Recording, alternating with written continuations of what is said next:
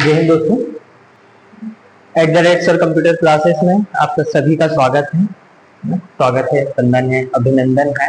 आज हम जो टॉपिक लेके आए हैं वो है कंप्यूटर के प्रकार, टाइप्स ऑफ कंप्यूटर। कंप्यूटर कितने प्रकार, जिसमें हम देखेंगे कंप्यूटर कितने प्रकार के होते हैं, कौन सा कंप्यूटर कैसे काम करता है, कंप्यूटर को जो प्रकार होते हैं उनको कितने आधारों पर देखा गया है, कौन सा कंप्यूटर महंगा आता है, कौन सा कंप्यूटर सस्ता आता है, कैसा कार्य करता है, ये सारी चीजें आज हम इस वीडियो में देखेंगे। यदि इससे पहले आपने वीडियो को लाइक नहीं किया है और चैनल को सब्सक्राइब नहीं किया है तो लाइक कीजिए और सब्सक्राइब कर लीजिए, ताकि हमारी जो वीडियो है वो समय से आपके पास पहुंचती रहे, है ना। नेक्स्ट अपन आते हैं अपने टॉपिक पे। तो अपन पढ़ना है कंप्यूटर के प्रकार। कंप्यूटर के प्रकार की यदि मैं बात करूं तो कंप्यूटर के प्रकार को हम कितने भागों में देखेंगे, 3 आधार पर देखेंगे। कितने आधार पर, आधार की बात कर रहा हूं ना मैं भी। तो पहला क्या हो गया आपका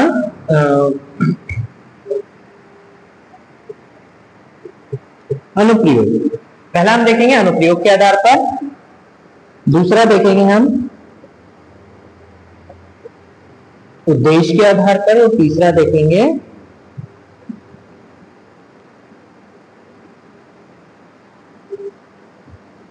आकार के आधार पर। अनुप्रयोग के आधार पर, उद्देश्य के आधार पर और आकार के आधार पर। अब दोस्तों मैं यदि अनुप्रयोग के आधार पर बात करूं तो कंप्यूटर के प्रकार की बात करता हूं ना।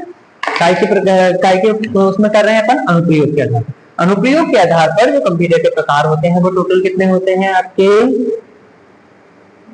3। उद्देश्य के आधार पर यदि मैं बात करूं तो 2। आकार के आधार पर यदि मैं बात करूं तो वो होते हैं 5, है ना।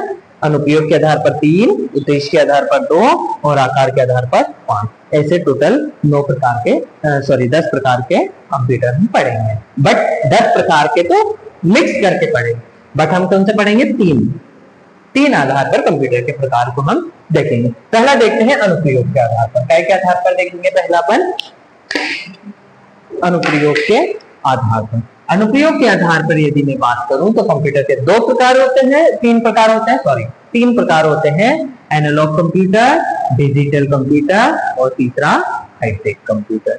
एनालॉग कंप्यूटर वह कंप्यूटर होता है जो भौतिक मात्राओं पे कार्य करे। कैसे काम करे, भौतिक मात्राओं पे काम करता है, वो कंप्यूटर एनालॉग कंप्यूटर कहलाता है। जिसमें ये है दाब, ताप और माप पे काम करता है। किन चीजों पे करता है, दाब, ताप, माप, सिर्फ 3 चीजों पे काम करता है। ये डिजिटल नहीं है ना, सिर्फ दाब, ताप और माप पे काम करता है। कौन सा कंप्यूटर कहलाता है, एनालॉग कंप्यूटर कहलाता है। आपकी घड़ी एक प्रकार की एनालॉग कंप्यूटर है ना।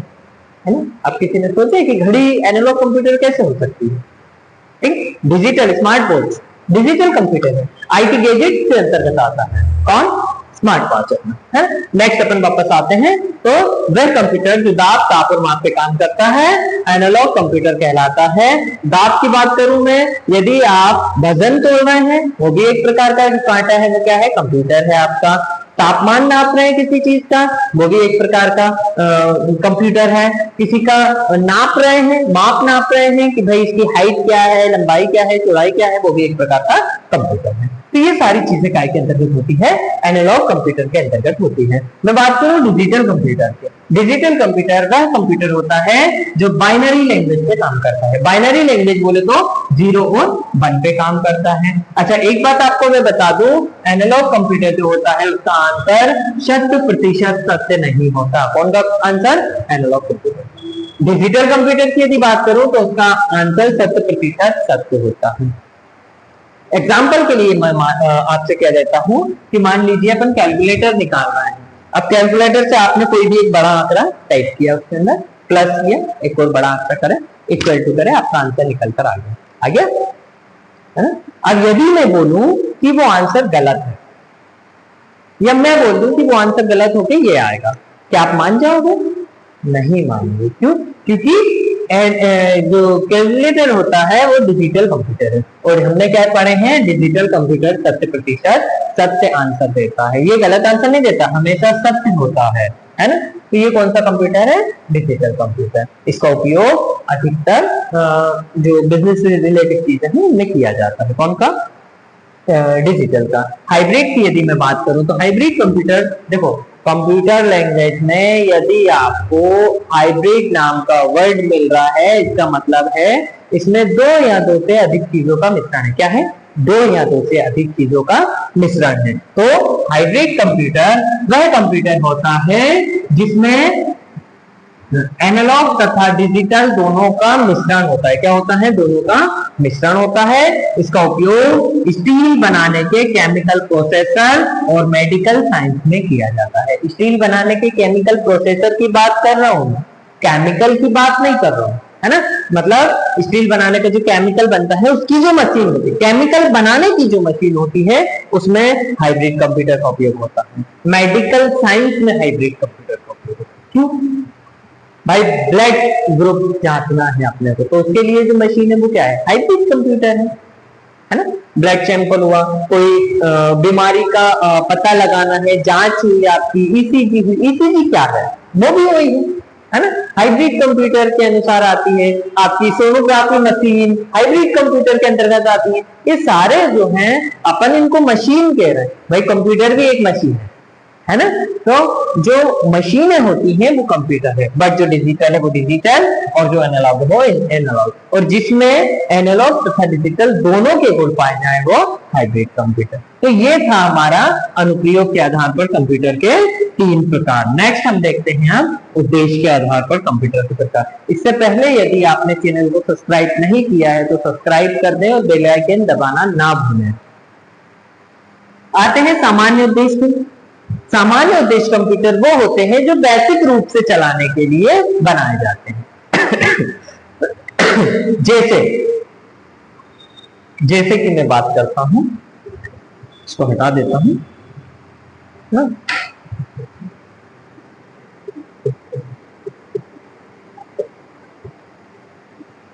एक घर का बजट,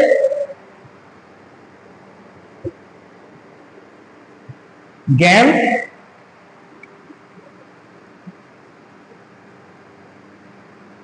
पढ़ाई आदि। समझ गए बेसिक? भाई एक घर का बजट बनाना, मान लो मेरा पर्सनल कंप्यूटर मेरे घर का कंप्यूटर है, ठीक है। अब उस कंप्यूटर पे जो कार्य होते हैं वो सारे कार्य काय के अंतर्गत आते हैं? सामान्य उद्देश्य के आधार पर आते हैं। विशिष्ट उद्देश्य की बात करूं, विशिष्ट उद्देश्य में वे कंप्यूटर होते हैं जो एक विशिष्ट कार्य के लिए उपयोग में लाए जाते हैं। जैसे आपका हो गया रेलवे, बैंक, रेलवे हो गया आपका, बैंक हो गया, है ना। उसके बाद में एयरपोर्ट हो गया आपका। फाइनली ऐसी जगह है जहां एक विशिष्ट रूप से कार्य करने के लिए कंप्यूटर है, जो कंप्यूटर एक विशेष कार्य कर रहा है, जो कंप्यूटर के बंद होने पर बहुत सारी सेवाएं रुक जाए, बहुत सारा नुकसान हो जाए, वो कंप्यूटर विशिष्ट कंप्यूटर है। अच्छा देखिए, अब यदि मैं इसको आपको समझाऊं सामान्य उद्देश्य को, आपके घर का बजट यदि कंप्यूटर से ना बने तो पेन कॉपी से बना सकते हो। गेम्स ना खेलें कंप्यूटर में तो मोबाइल में खेल सकते हो आप। पढ़ाई कंप्यूटर से ना करें तो बुक से कर सकते हैं, है ना। तो ये क्या है? सामान्य उद्देश्य। विशिष्ट उद्देश्य, रेलवे की बात करें, आपके चिट्ठी लेके जाओगे एक प्लेटफॉर्म से दूसरे प्लेटफॉर्म, नहीं जा सकते ना, चिट्ठी लेके जाएंगे जब तक तो 2-3 ट्रेन आपस में हो गया, गेम बच गया उनका, है ना। तो ये सारी चीजें नहीं है। तो हम रेलवे की बात करें तो रेलवे में जो कंप्यूटर होता है वो विशिष्ट कार्य के लिए होता है। बैंक में जो कंप्यूटर होता है विशिष्ट कार्य के लिए होता है।